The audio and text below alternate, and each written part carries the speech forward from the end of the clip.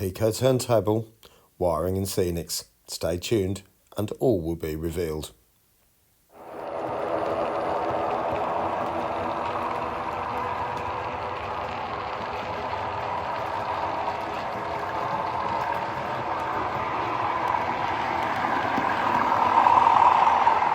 Well, good afternoon everyone and welcome back to Piccadilly Eastway. Now this was almost the scene that you saw at the end of the last video, although quite a bit more messy, and you can only just about make out that packet over there at the moment, but over to your right is a complete scene of devastation, but that's for another place, another time. But I'm going to start thinking about wiring this turntable up, and probably many of you have already realised, but some of you, if you're fitting a turntable for the first time, I just want to point this out to you, that obviously you've got a brown wire there and a blue wire there. Hopefully you can see that. So as the turntable turns, it becomes bluntly obvious that that is going to turn around the other direction, and therefore the polarity is going to change. Now, PECO in the bag, in the kit, give you a length of black wire, which I have folded in half and cut. So there's two lengths there. And I've also put yellow tape on it to indicate that it's a reverse loop. Now, those two wires will be soldered to those two brass tabs just there. Right, I'm just going to take you over to this reverse module that I fitted to the upper section, the middle line, one that turns the trains around, the reverse section. There is a point to this, I promise, but it works, and there is no doubt that it does the job that it's intended to do. However, it works brilliantly if you've got one locomotive with one decoder and one stay alive. However, if you try and take a train over that's got two decoders or more and two or more stay alives, then you might have a bit of a problem, because this particular module just cut out. I've got a feeling it was overloaded and it just cut out on me. Now, I wonder if you can think of a train that I bought fairly recently that has got two decoders and now two stay alives. Did you get it? Yeah, that particular train cuts out as soon as the second power car, if that was the last one, and then the other one at the other end, crosses into the reverse loop section. The whole thing just cuts out and the yellow light on the module dies. So what am I going to do then? Well, first of all, I'm going to take this module off of the top line, the top section, and I'm going to fit it to the turntable where there will only be one locomotive. I won't be able to fit two locomotives on there. So the turntable situation is going to be perfect for it. Right, so with regard to the wiring and that module, I will show you again. There were some people who just were quite flummoxed by it. Hopefully this is a bit more simple. So basically this will represent the main track, and I've taken a couple of droppers down. I'll show you underneath in a minute. So that's my standard red and brown. And then obviously there is a wire coming from underneath, those black wires with the red on, so that's those. Right, so I'm under the board then, and those are the two dropper wires from the main track, and I do need to put a grip up there to stop that, make it look a bit neater, and same the other side, but they go into the in as marked up on there. I don't know whether you're going to be able to see that, but trust me, that's the inside, and then this is the outside, and then that goes off to the turntable. So this is the one that's going to be literally switching back and forth just like that. Now that's probably about as simple as it's going to get, but you can see two in, two out, and two screws to hold it to the board. All right.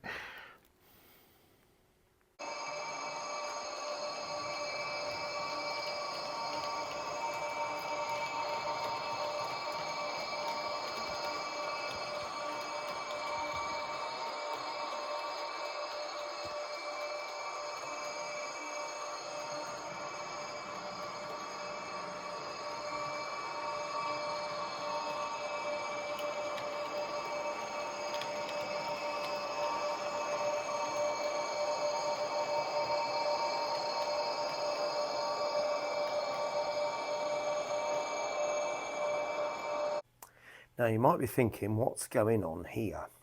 Now, if you remember, I did say in the last video I might scenic up the area around the turntable, although very unrealistic, but just to add a little bit of extra interest to this particular area. Now, let me show you the actual place and in Yeovil, and then I'll explain what each of these parts are. Right, now this is Yeovil Junction station, and you can see it is a modern station and trains do go through there, but this part down here is a heritage centre, the Yeovil Yeovil Railway Centre. And down here you probably will have noticed that is the turntable.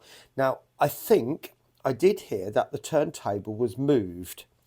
Now I don't know whether that was it at one point. That's certainly some kind of spin round on the road, but I don't know. There's tracks there, so it's a possibility that that was the turntable at one point. I really don't know, but they moved it, and obviously that's it in position right there now. So I don't know how long it's been there. Again, if you know any of the history of this area, it might be fascinating to know. Now that is pretty much the area that I've got, and my track comes in down here, down there, across there and up there, and then rejoins the fiddle yard. So this is the fiddle yard traverser just here on my layout. So you'll see there is a big shed here, and to be honest with you, I'm not going to be able to fit any of it in. I mean, if I can fit about that much, that'll be as much as I can do. And to be honest, to model a building as just as a wall, I really don't feel that is appropriate, because you know, it just look weird. So I'm not going to do that, because it would just literally be a wall that you could look all the way around, and so I'm not going to bother. I'm going to leave that area as grass. This area here, I'll be honest with you, I'm not totally sure what it is. Looking at the video, it's a concrete area. Now it could be a seating area, like a gallery type of place where you could sit down and watch the trains being turned around. I know they've had Flying Scotsman go in and to be turned around at the centre and then off on its travels again. So that might be quite an interesting thing if it is like a gallery where people sit down and watch the trains. These do look like picnic benches down here. This around the outside there, you might be able to work out is a fence. There's another fence just up the top there, and obviously there's a hedge running down the side of the yard. Now there is an inspection pit here in the track, but because I'm not putting the shed in, it would again seem a little bit strange that I've just got a random inspection pit in the middle of nowhere. So I'm not going to bother with that either. So taking out the main structures and this, I'm left with a very simple scene, which is basically grass, shrubs, trees in inverted commas, and fencing, and then the odd picnic bench here and there. So, you know, when you see it, although I'm quite liking it, it is actually very simply scenic. But I do want to point out this thing here. That is the controls for the turntable. Now, it is vacuum controlled. So in other words, if a locomotive comes in, it's got vacuum equipment fitted, then they can attach a pipe to the front of the locomotive, and then the turntable can be operated whilst the locomotive is actually on the turntable. However, if it's not, and maybe it's a steamer, there are two handles, or it's a bit like a crank, like a bicycle crank, but obviously designed slightly different. So two people operate a handle each, and then they turn the turntable that way. There is also a handle just there where somebody can push or pull, and again another one just there where somebody can push the turntable around that way, along with the people inside there. I mean, you can imagine if Flying Scotsman's on there, that's 150 tons. So it's not going to be an easy job to turn it, is it? So anyway, I'm going to model that. and I have got a facility for turning the turntable myself. So let's go back over to those parts and have another. Just to show you this first. Now this is the crank handle, just there, and that is where the pipe comes off, and I'm going to use a piece of heat shrink or something similar to represent the bottom of that pipe. But the 3D printer has even modelled the handles. Look, you see those just there, and there's another one there. So they are going to be incredibly delicate, so I'm going to try not to go anywhere close to those. This bit is going to be the wheel cover. Now I did try and print that as resin print, but what I failed to do in Tinkercad was join the top bit to the bottom bit, and after the resin print had finished, I can't find the top bit, so I've had to print that on the filament printer. I'm not setting the resin printer up just to do that bit. It'll take 5 times longer than the filament, and you know, sometimes it's just not worth it. That's going to be the roof to that shed thing I've told you about, and that is going to be the ground. All right, and then that will just glue under the actual turntable part itself, kind of like that. You can hopefully see where I'm coming from there, and then all these other parts will fit around it. And it's literally just a roof with 4 posts. It looks very basic, but it'll do the job.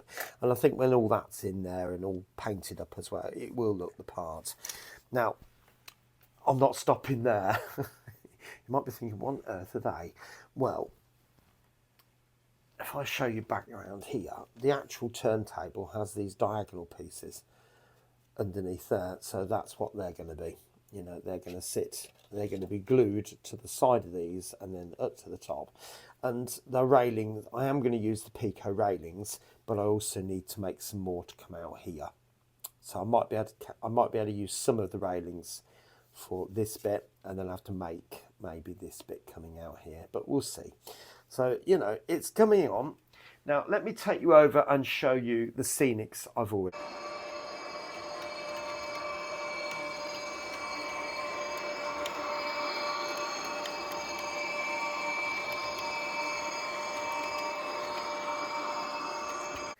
Now, please understand, sometimes it's just nice to be able to get on with it without having to put a camera on literally every single thing that you do. And I'm pretty sure every YouTuber will tell you a very similar story in this hobby anyway. So obviously, as I said, it's a very simple scene, literally ground foliage, clump foliage and the coarse foliage, static grass, and then obviously the hedge down there, and then the trees. There's some sea foam in there, there is lichen in there, and all I do was spray it with a spray glue and then sprinkle the fine turf over the top. I think it really does make a massive difference when you sprinkle the fine turf over it. But as you can see, it's really, really coming along. And particularly if I put this in, there we go, you can see now how that is starting to take shape. And I am really, really pleased with the way that is looking. Okay, now I did say I was going to show you how I'm going to turn it, and I never explained what they are. Well, they are going to be glued in there between between one of these sections in there, but I will literally pull the turntable round with those, and there'll be another one over that side. Why? Basically because I'm not going to be able, if I push this back in and take you down, you can see how much space I've got there, and that's probably around about 10 to 15 millimeters. So I'm not going to fit a motor in there, I'm not going to fit any gearing in there, so it's going to have to be a hand turn with my hand, a hand of God type of thing. And you know, that's the way it is. I'm trying to make the scene look fairly realistic with the modelling that I've done. but it's just going to have to result in, you know, a little post on the side of the turntable, and I'll model it in as best I can, but you know, that's the way it is. Right, I'll catch you shortly. Well, if I'm going to fit that, I need to remove that. Yeah, I'll speak soon. Amazingly, it come off in one piece with a brand new scalpel blade. Yeah.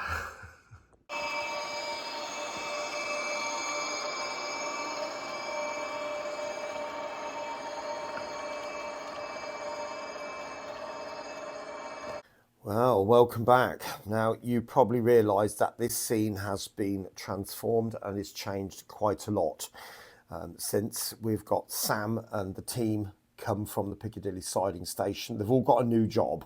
Three of them are working on the turntable itself, and I'll show you them shortly. And this isn't Sam, but I'm not sure who that is, to be honest with you.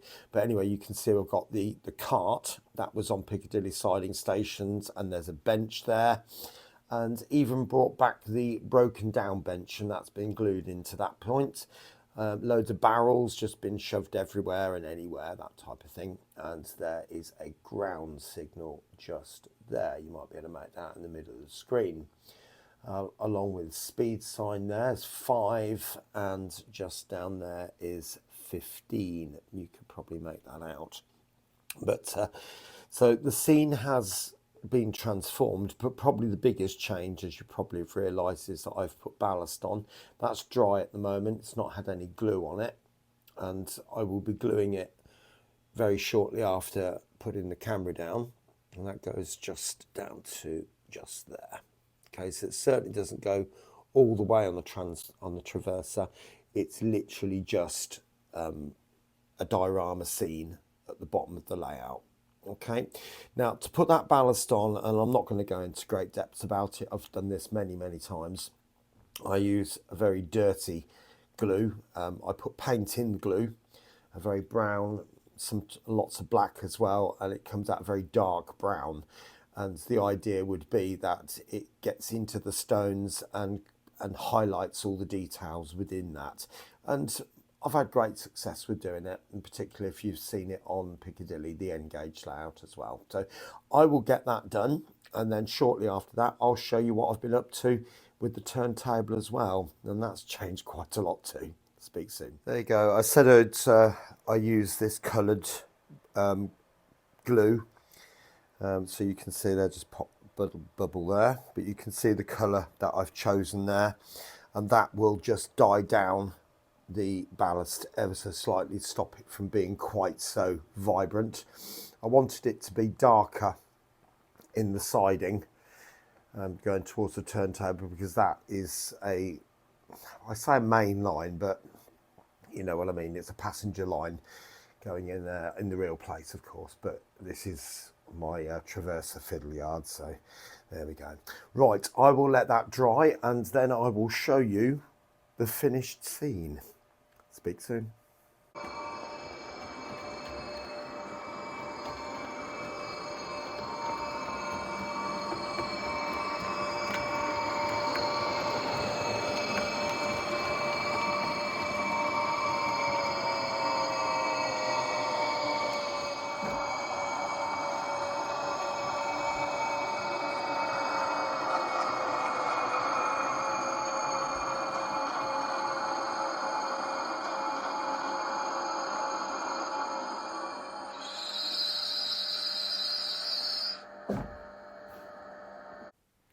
Right, there we go. There is the completed scene. Now, if I just take you over to the back, first of all, just to sort of link up with the previous clip, you'll realise that the ballast has now gone off and is now firm. Okay, so that's been about a week or so now, and I used the coloured glue, and it's dulled it down very nicely. And then with a brush, I used a combination of blacks and then browns. I wipe down the centre, and as you can see, that sort of dulls it in quite nicely and sort of blends the sleepers into the ballast as well, so it does look a little bit more of the part. So quite pleased with that. Might still have to just run down the outside just to make sure everything runs correctly, but you know, it doesn't seem to be too bad, to be honest with you. Right, bringing you on to this area here.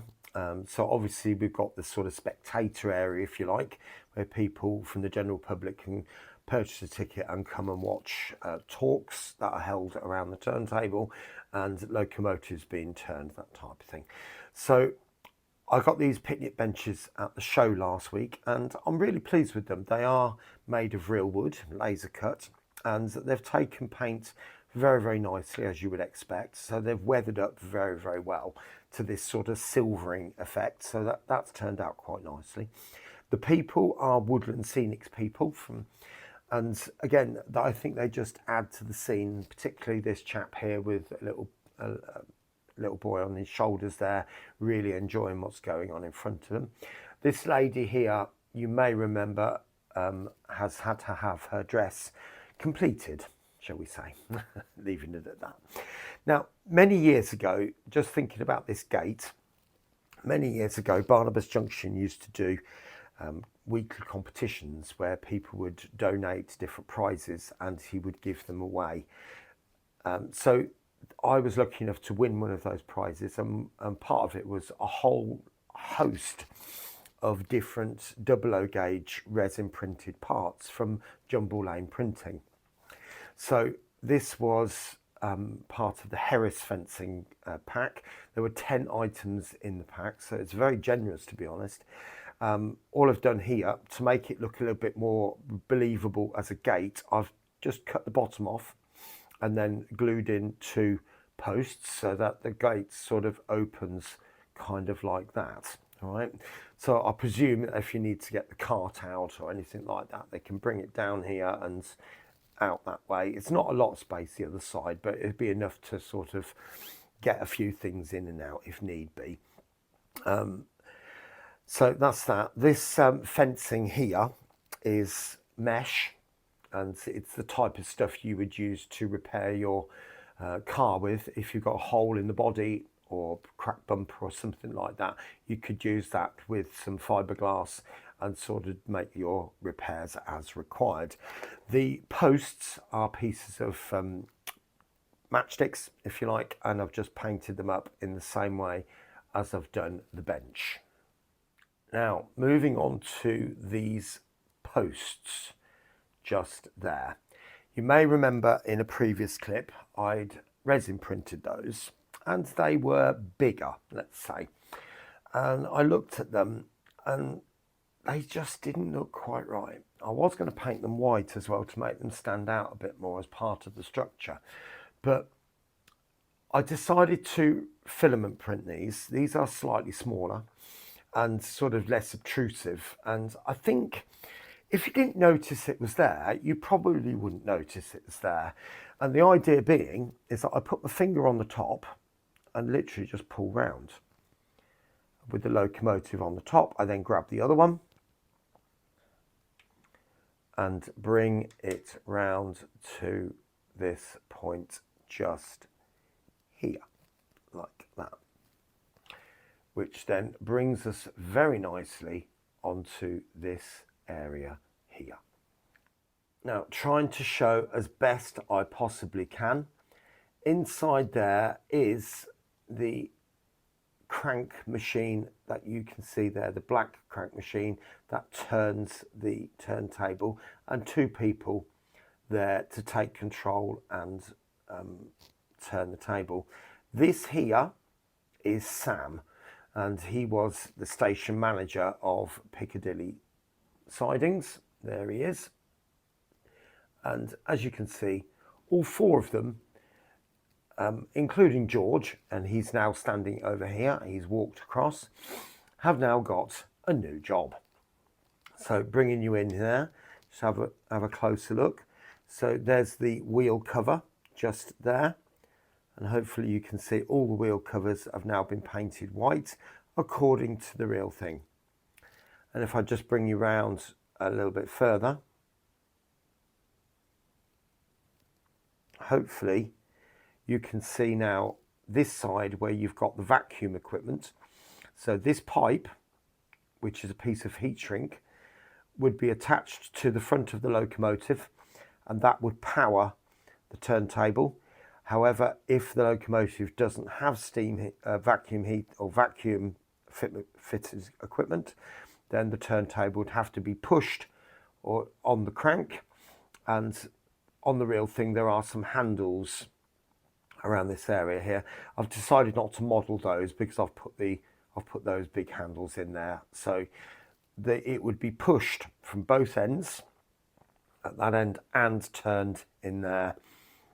So I am really pleased with the way that's coming out.